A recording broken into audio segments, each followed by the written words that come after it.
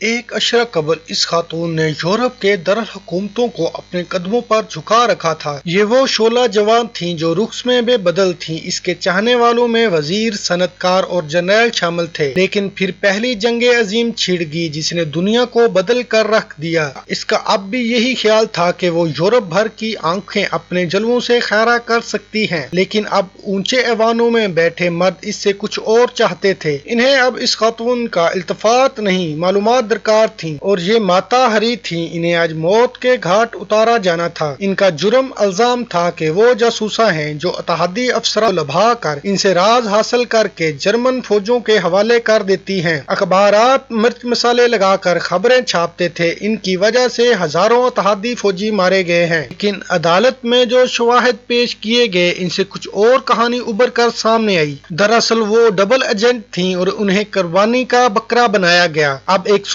سال بعد فرانسیسی وزارت دفاع نے کچھ ایسی دستاویزات جاری کی ہیں جن سے دنیا کی تاریخ کی اس مشہور ترین جاسوسہ کے بارے میں نئے انکشافات ہوئے ہیں جو اس سے پہلے دنیا کی آنکھ سے اوجھل تھے۔ ان میں 1917 میں ماتا ہری سے ہونے والی پوچھ گچھ کی دستاویزات بھی شامل ہیں۔ ان میں سے کچھ کو نیدرلینڈ میں ماتا ہری کے آبائی شہر لیڈوڈان کے فرائز میوزیم میں نمائش کے لیے رکھا گیا ہے۔ ان دستاویزات میں میڈرڈ میں جرمنی کے فوجی اتاشی کی جانب سے برلن کو بھیجا گیا وہ تار بھی شامل ہے جو ماتا ہری کی گرفتاری کا باعث بنا۔ مارگریٹ زیلے 1876 میں پیدا ہوئی تھیں۔ کہا جاتا ہے ان کا معروف نام ماتا ہری انڈونیشیائی زبان سے آیا جس کا مطلب ہے دن کی آنکھ یعنی سورج۔ کم عمری میں شادی اور پھر شادی سے چھٹکارا حاصل کرنے کے بعد انہوں نے پیرس میں بطور رقاصہ زبردست شہرت بٹوری۔ فرائز میوزیم کے متنظم ہائز گروئن وگ کہتے ہیں گزشتہ صدی کی ابتدا میں یورپی دارالحکومتوں میں انہوں نے جو کچھ کیا اس کی وجہ سے جاسوسی کے بغیر بھی ماتا ہری کو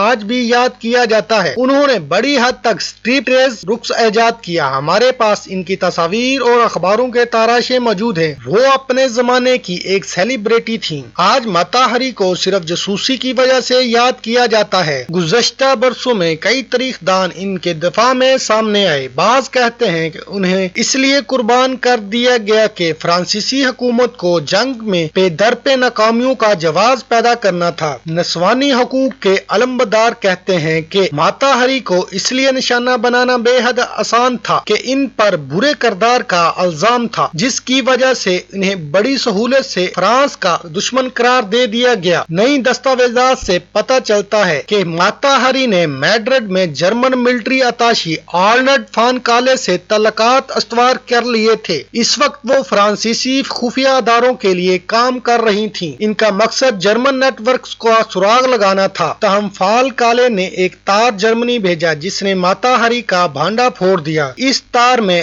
H-21 نامی ایک جرمن جاسوسہ کا ذکر تھا۔ اس میں پتہ، بینک کی تفصیلات، حتیٰ کہ ماتا ہری کی خادمہ کا نام بھی درج تھا۔ فرانسیسی حکام کو یہ بات تسلیم کرنے میں کوئی دشواری نہیں ہوئی کہ H-21 دراصل ماتا ہری ہی تھیں۔ نمائش میں یہ تار بھی موجود ہے، بلکہ یوں کہنا چاہیے اس تار کا سرکاری ترجمہ موجود ہے، اور یہیں سے سارا معاملہ گڑبڑ ہوتا نظر آتا ہے۔ یہ تار کوڈ ورڈز میں تھا، لیکن فرانسیسی بہت عرصہ پہلے جرمن کوڈ بوجھ چکے تھے۔ جرمنوں کو بھی یہ بات معلوم تھی کہ فرانسیسی ان کی خفیہ زبان جان چکے ہیں۔ دوسرے الفاظ میں جرمنیوں نے جان بوجھ کر وہ تار بھیجا تاکہ فرانسیسی اپنی ہی جاسوسہ کو پکڑ کر موت کے گھاٹ اتار دیں۔ لیکن ایک اور نظریہ بھی ہے، ریکارڈ میں صرف ترجمہ کیوں ہے، اصل تار کہاں ہے؟ یہ کیا ممکن ہے کہ فرانسیسیوں نے خود ہی وہ تار گھڑ لیا ہو تاکہ ماتا ہری کو پکڑا جا سکے اور یوں ایک خطرناک جاسوس کو پکڑ کر اپنی کامیابی کا ڈھنڈورا پیٹا جائے؟ چاہے یہ جرمنیوں کا کام ہو یا فرانسیسیوں کا، دونوں صورتوں میں پھنسی ہی ماتا ہری تھی۔ دستاویزات میں ماتا ہری کا اعترافی بیان بھی شامل ہے۔ انہوں نے اپنے تفتیش کاروں کو بتایا کہ واقعی جرمنی جاسوسہ تھیں، تاہم یہ کام انہوں نے صرف پیسہ حاصل کرنے کے لیے کیا اور ان کی ہمدردیاں اتحادی افواج کے ساتھ تھیں، تاہم ان کی بات پر یقین نہیں کیا گیا۔ انہیں پیرس کے مشرقی مضافات میں واقع شتودے وینسن لایا گیا جہاں 12 سپاہی بندوق لیے ان کے منتظر تھے۔ بعض اطلاعات میں کہا گیا ماتا ہری نے آنکھوں پر پٹی بندھوانے سے انکار کر دیا تھا۔ انہوں نے ایک ہاتھ ہلا کر اپنے وکیل کو خدا حافظ کہا۔ کمانڈر نے اپنی تلوار تیزی سے نیچے جھکائی۔ 12 رائفلوں کی صدا فضا میں گونجی اور ماتا ہری اپنے اپنے قدموں پر گر پڑی۔ ماتا ہری کی لاش قبول کرنے کوئی نہیں آیا، اسے پیرس کے ایک میڈیکل کالج کے حوالے کر دیا گیا، جہاں اسے طلباء کو علم الابدان سکھانے کے لیے استعمال کیا جاتا رہا۔ ان کا سر میوزیم آف اناٹومی میں محفوظ کر دیا گیا تھا، تاہم 20 سال قبل یہ وہاں سے غائب ہو گیا، کسی نے اسے چرا لیا تھا۔